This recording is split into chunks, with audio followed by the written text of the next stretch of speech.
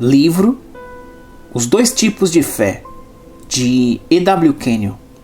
Capítulo 19. O que Jesus disse sobre a fé. Me incomodava no princípio em saber por que Jesus exigia que os judeus tivessem fé. Depois vi por quê. Ele estava falando ao povo do concerto de Deus, que tinha rompido sua fé em Jeová. Em Mateus 9, do 28 ao 30, quando os 2 homens cegos vieram para ser curados, ele disse: "Credes que eu posso fazer isto?" Responderam-lhe: "Sim, Senhor." Então lhes tocou os olhos, dizendo: "Faça-se-vos conforme a vossa fé." E abriram-se-lhes os olhos. Ele disse a Marta: "Se creres, verás a glória de Deus." De novo ele disse: "Tudo é possível ao que crê." No que eles deviam crer? Não em que ele morreu pelos seus pecados e ressuscitou para a sua justificação. Não que ele era o seu substituto que havia aniquilado o seu pecado. Não que, se eles o aceitassem como salvador pessoal e o confessassem como seu Senhor, eles receberiam a vida eterna. Que tipo de fé ele requeria? Não era a fé salvadora como a entendemos. Se com a tua boca confessares Jesus como Senhor e em teu coração creres que Deus o ressuscitou dentre os mortos, serás salvo. Ele nunca pediu que alguém cresce nele como Salvador que daria aos homens a vida eterna. Ele pediu que eles crescem que ele era o Filho de Deus, aquele que cura, o Messias. Ele não lhes pediu que crescem no que chamamos seu sacrifício substitutivo. Ele nunca mencionou isso. Ele não pediu que crescem em sua ressurreição, pois ele não tinha ainda morrido e ressurgido dentre os mortos. Marcos 11, do 20 ao 24, é sugestivo. Eles viram a figueira seca desde a raiz. Pedro, chamando a lembrança, lhe diz: "Mestre, eis que a figueira que amaldiçoaste secou." Ao que Jesus lhes disse: "Tende fé em Deus."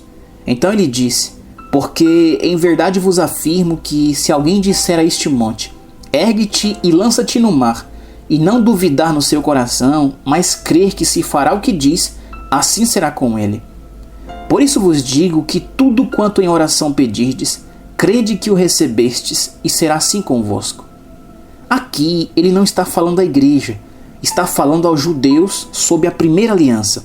No entanto, de certa forma, isso se aplica a nós. Ele está requerendo que eles creiam nele. Eles podem vê-lo como um homem.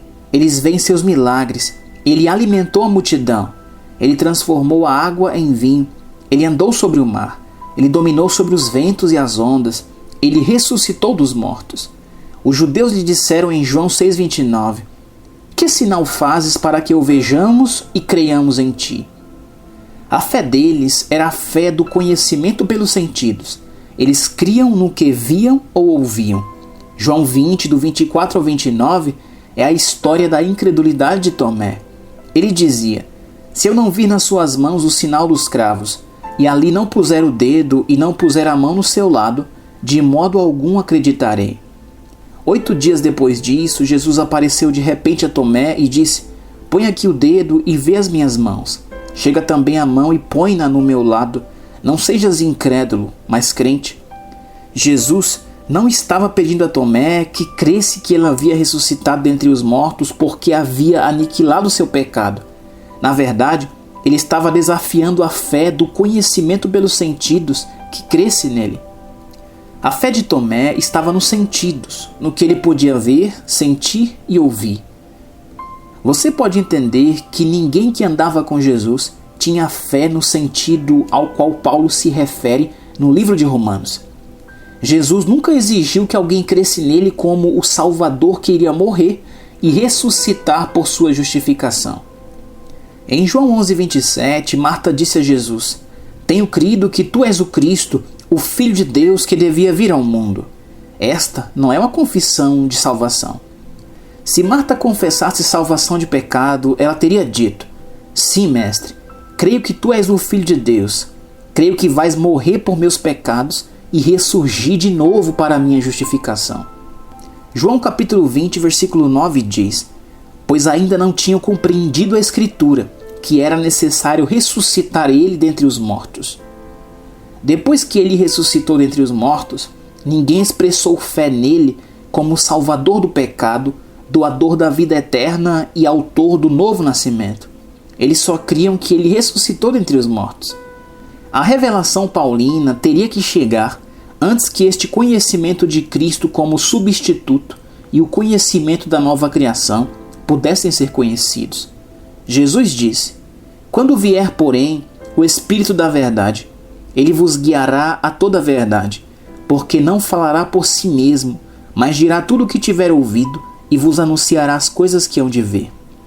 Isto indica que deveria haver uma revelação de Jesus e do Pai, além daquela que Jesus havia ensinado em sua caminhada terrena. Essa revelação chegou para o apóstolo Paulo. A base para ela é encontrada nos primeiros 10 capítulos de Romanos. Ali nos é revelada a justiça de Deus para o homem que crê em Jesus. A justiça significa a capacidade de estar na presença de Deus, tão livre da consciência de pecado como Jesus estava na sua caminhada terrena. Não há nenhum indício disso no ensino de Jesus. O que Paulo ensinava? A fé de Israel era toda futura. Nossa fé encontra sua raiz no passado, naquilo que Deus fez por nós em Cristo. Abraão olhou para a promessa e nunca questionou ou desafiou. Olhamos no Novo Testamento para o fato de nossa redenção, de nossa cura, do cuidado do Pai por nós e de como Abraão ficou forte dando glória a Deus. Eis aqui uns poucos fatos simples sobre os quais nós, como filhos de Deus, devemos agir. Efésios 1:3. Bendito Deus e Pai de nosso Senhor Jesus Cristo, que nos tem abençoado com toda sorte de bênção espiritual nas regiões celestiais em Cristo.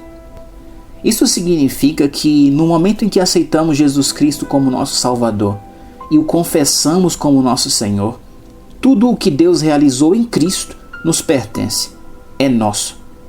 Assim, Jesus pertence hoje ao mundo, porque Deus disse em João 3,16: Deus amou ao mundo de tal maneira que deu o seu Filho unigênito.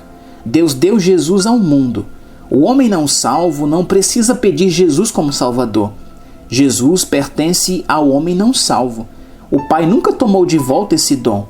Este dom pertence às pessoas a quem ele foi dado. Quando você aceita este dom, tudo o que Jesus fez por você lhe pertence. E isso tem sido difícil para nós aceitar. Fomos ensinados que temos de orar e agonizar e clamar pedindo estas coisas. Mas elas são nossas. O Espírito Santo foi dado à igreja.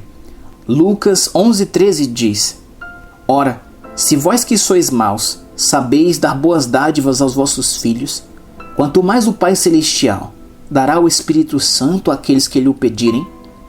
No momento em que você nasce de novo, ele já é seu gratuitamente. A vida eterna pertence ao pecador. No momento em que aceita Jesus Cristo, ele obtém a vida eterna. Pela graça sois salvos mediante a fé, e isto não vem de vós, é dom de Deus. Ela é um dom. Somos feitura dele, criados em Cristo Jesus. Quando fomos criados em Cristo Jesus? Durante os 3 dias e 3 noites antes dele ressurgir dos mortos. Quando fomos declarados justos? Ele foi entregue por causa de nossas transgressões e ressuscitou quando fomos justificados ou declarados justos. A justiça é um dom. A salvação é um dom. Não é algo que temos que merecer.